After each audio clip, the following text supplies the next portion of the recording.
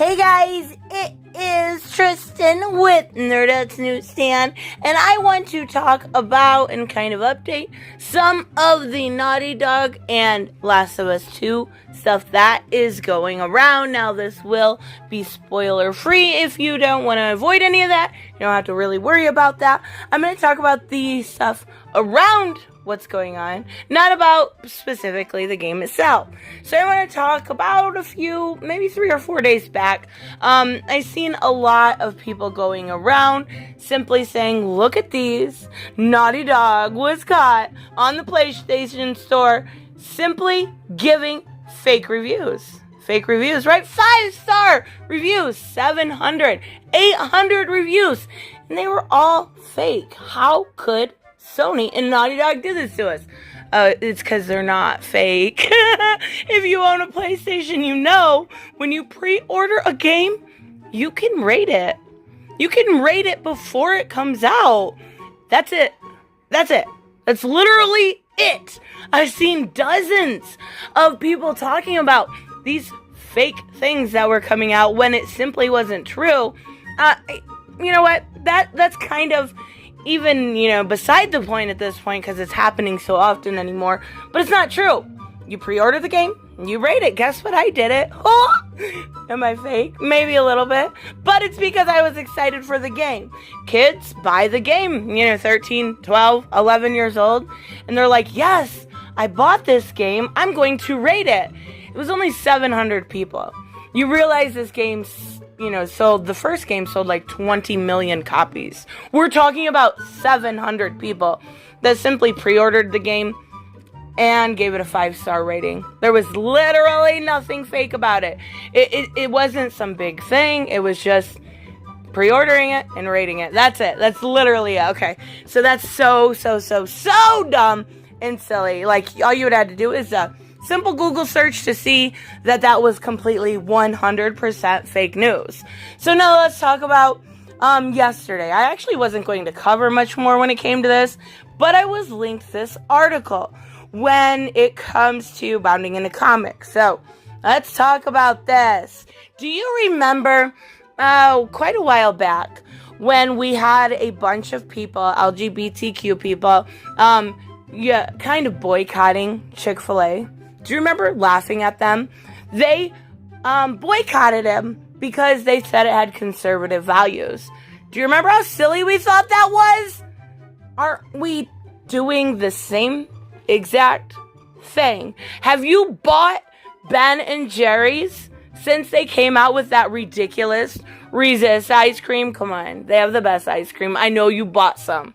Yeah, ridiculous. So I don't understand what the issue is even here. Now, we are going to talk about a couple tweets, but nothing's changed. Naughty Dog has always been mildly progressive.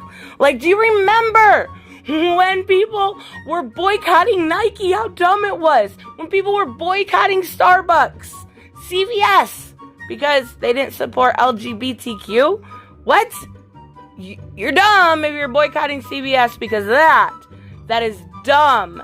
There is plenty of people that are different than me, whether it's on YouTube. I enjoy Shoe on Head. She has completely a lot more left-leaning views than I've ever had. Doesn't mean I can't enjoy her takes on things or, yell at the TV and say she's wrong quite a bit. But even so, doesn't mean I won't listen to Rise Against. I won't watch them. Like, their videos are so progressive. But I love their music. Doesn't mean I didn't just start rereading Kingdom Come by Mark Waid and Alex Ross. Alex Ross, freaking fantastic. My favorite artist ever. Doesn't mean Mark Waid's not talented. Doesn't mean I can't enjoy his work. So by disagreeing with someone because they say they're mildly progressive and boycotting it is silly. Now, let's talk about the other side of the coin. If you're boycotting it because of what they did to YouTubers, I understand there. I do. But if you're boycotting it because of progressive views and you can't separate any sort of art from artist, even if it's a little bit, but then you make fun of people for boycotting Chick-fil-A, it's a little bit hypocritical. But I do get the YouTuber thing. Now, it's an extremely gray area for the people that actually showed pictures. But for people like Jeremy from Geeks and Gamers who simply talked about it, that was completely unfair to him. I do agree. Even if I disagree with Jeremy on a lot of his views, I agree with him there. If you're simply talking about it, that was wrong what they did. I get it. So let's take a look at this article. Naughty Dog level designer confirms studio is adamantly progressive. As fans speculate, Nita Sarkeesian influenced The Last of Us 2 development. Here's the thing. Did you enjoy, honestly, did you enjoy The Last of Us? The original game? How fucking fantastic it was. Like, it's literally one of my top 5 games ever, including Batman, including Injustice, everything. One of my favorite games ever. Did you enjoy it? They will have no different values from then till now. That's the thing. They haven't changed. Now, I do want to show you guys something. I was doing some, Inverse did an article, and it was like the trans controversy, and it was really, really dumb. And I was going to do a video on it, and I'm like, no, I've been trying to be a little bit more positive, so I'm not going to talk about this. So I want to talk about the woman that did Abby's, and we all know who Abby is. She's, a lot of people are trying to say she's trans. I did see the leaks, mild spoiler, I heard her called she. That's it. That's all I'm going to say. But I want to show you the girl that they used. This is the woman that actually is the body double for Abby. Her name is Colleen Foch. She, I tried, and I dug the internet to see if this woman was on any sort of steroids or something like that, would not be available in a post-apocalyptic time. Don't get me wrong. She's got a beautiful face, but, see, this is a very slippery slope. When you talk about a woman's body that looks like this, she put a lot of work into it. I have literally no problem with her wanting to be in shape. The problem is when you're this in shape, you take away what makes you feminine. You take away those feminine qualities that I personally enjoy. You take away a little bit of extra weight on the hips, a waistline, a bigger chest. You take those away. And I have always advocated for more femininity, whether it's in gaming or comics or anything like that. I don't want to see the woman as a whole erased. I've always said I'm extremely girly, but I have no problem with someone that wants to be like this. Would I ever do it? Hell fucking no. Hell no. She looks... I'm not going to say anything. I'm going to be nice. She just doesn't look very feminine. Now, this is the body double for Abby. It does make sense that they're using this woman. Now, they're using Laura Bailey for the voice, and she's extremely feminine. Like, I don't know how much more I can say until this game comes out, that it's obvious they were always progressive.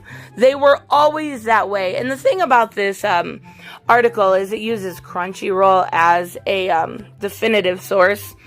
And Crunchyroll is just like, we got this covered. It's always like, we heard from Jake, who heard from Bob, who heard from Neil's cousin, who heard from the guy next door to him. Like, it's always like 6 people removed for rumors. And that's why I don't like using those websites when it comes to reporting things. But let's take a look at these tweets real quick. It just says about a conspiracy. I thought this was attached to, if I remember correctly, this was attached to Yellow Flash's article, or Yellow Flash's thumbnail. I could be wrong, but even so, it says, I guess some developers said that they liked her video talking about Nita Sarkeesian. And one of the developers said, Neil did like 5 years ago. I liked stupid shit 5 years ago. I ever told you guys that I literally worked on the Carrie campaign? Yeah, I was one of those dumb people went around to people's houses like, hi, you want to talk about John Kerry? Yeah, I did dumb shit 5 years ago. Okay, well, it was way more than 5 years ago. It was like 20 years ago. But even so, Our studio is vocally and adamantly progressive.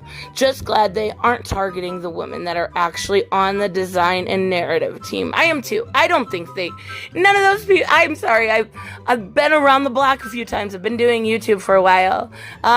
They have no reason to, so they wouldn't. When geeks and gamers quartering these kind of people go after somebody, they usually have a pretty decent reason to. Some of it, could be fake, but for the most part, they wouldn't go after the people on the team for simply no reason. They're literally creative staff. They just wouldn't do that. But as far as our studio has always vocally and adamantly been progressive, duh. Like, that hasn't changed. We knew that when Left Behind came out and they made Ellie a lesbian at 14. Hasn't changed. Doesn't change the gameplay mechanics. But what does change is people's views.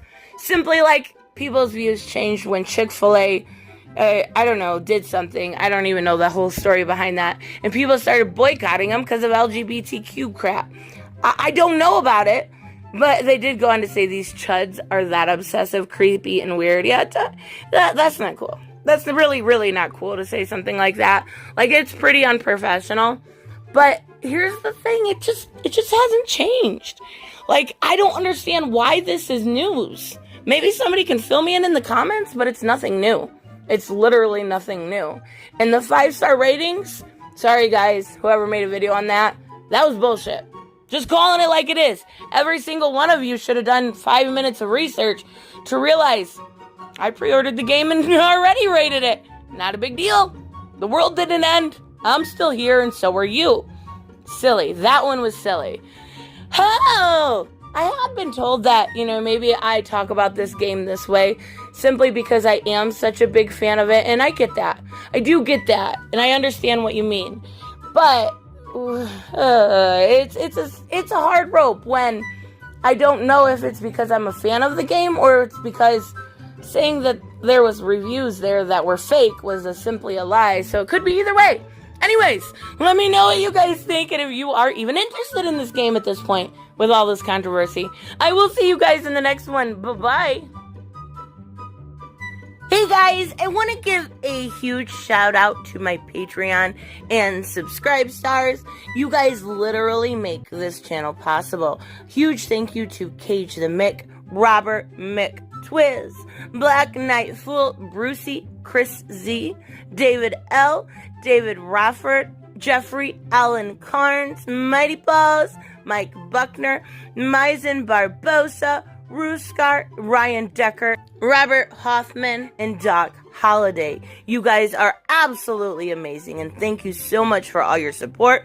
Don't forget on the way out to like as always if you enjoy the content and hit subscribe. And I will see you in the next one. Bye-bye.